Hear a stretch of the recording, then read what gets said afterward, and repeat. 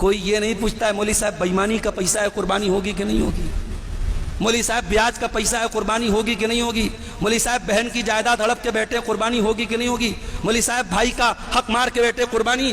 یعنی جانور بے داغ ہونا چاہیے، قربانی کرنے والا جتنا بھی داغدار ہو چلے گا. ہمارے پاس ڈیلی میسج آ رہا ہے مولوی صاحب بکرے کی سینگ ٹوٹی ہے قربانی ہوگی کہ نہیں، بکرے کے کان میں چھید ہے قربانی ہوگی کہ نہیں ہوگی، مولوی صاحب بکرے کو پیدائشی سینگ نہیں ہے قربانی ہوگی. قربانی کا جیسے ہی مہینہ آتا ہے سوالات کی بوچھار ہونے لگتی ہے. کوئی یہ نہیں پوچھتا ہے مولوی صاحب بےایمانی کا پیسہ ہے قربانی ہوگی کہ نہیں ہوگی، مولوی صاحب بیاج کا پیسہ ہے قربانی ہوگی کہ نہیں ہوگی، مولوی صاحب بہن کی جائیداد ہڑپ کے بیٹھے قربانی ہوگی کہ نہیں ہوگی، مولوی صاحب بھائی کا حق مار کے بیٹھے قربانی.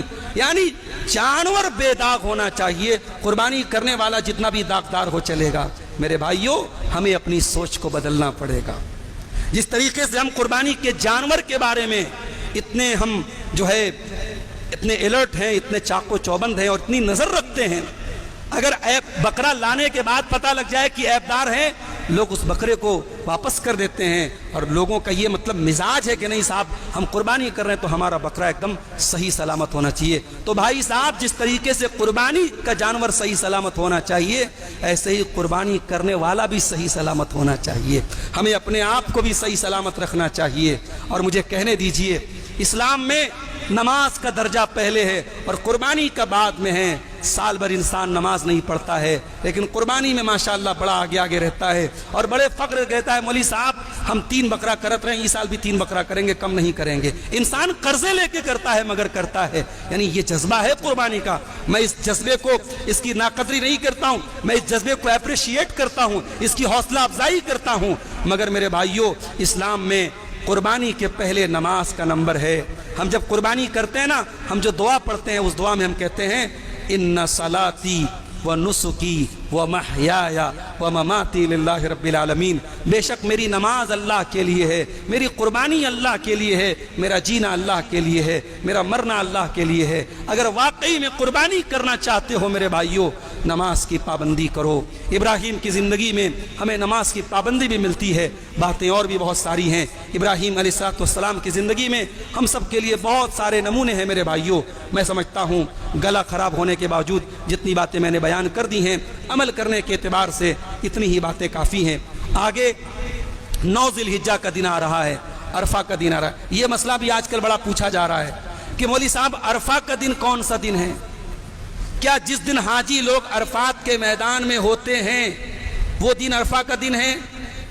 اگر وہ دن ہے تو پھر ہمیں تو 8 تاریخ کو یہاں عرفہ کا روزہ رکھنا چاہیے کیونکہ جب یہاں 8 تاریخ ہوتی ہے تب عرفات میں حاجی لوگ عرفات کے میدان میں ہوتے ہیں.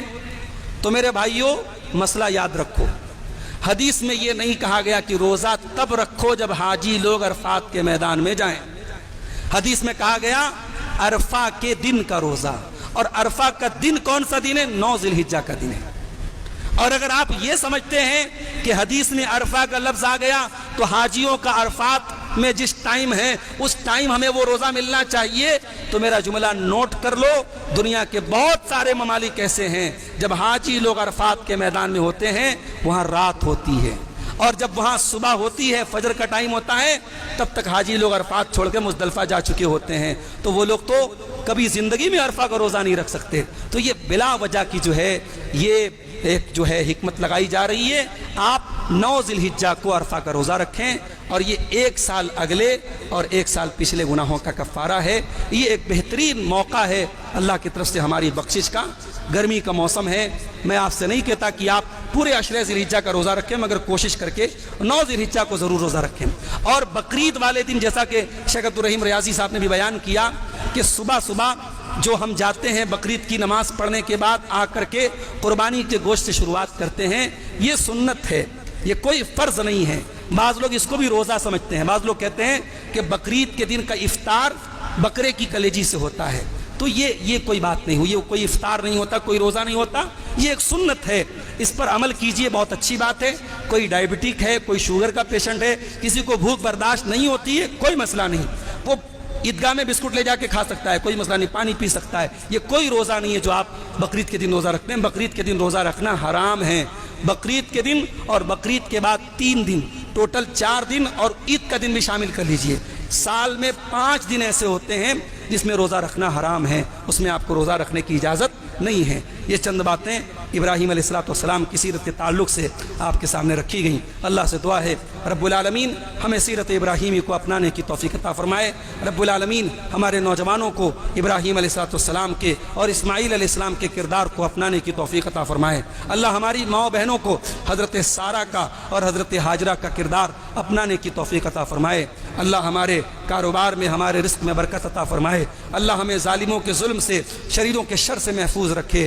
رب العالمین گرمی کی شدت کو کم کر کے رحمتوں کی بارش نازل فرما دے۔